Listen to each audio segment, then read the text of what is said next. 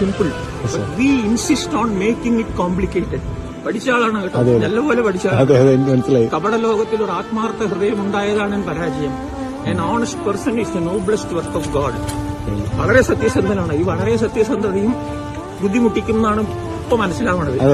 ഒരു മകനും മകളും ഉണ്ട്, കൂടെ ഇല്ല, ഭാര്യയും കൂടെ ഇല്ല. അങ്ങനെ കുറച്ച് സ്ട്രെയിൻഡ് ആണ്.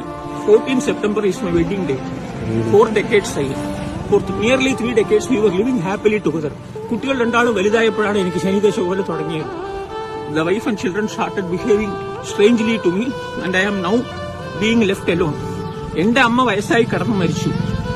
ജീവിതം എന്ന് പറയുന്നത് എന്റെ marriage is really A trap. നിങ്ങൾക്ക് അറിയുമെങ്കിൽ പറഞ്ഞുതരാം. A bachelor is incomplete until he is married. Then the next sentence is then he is really finished.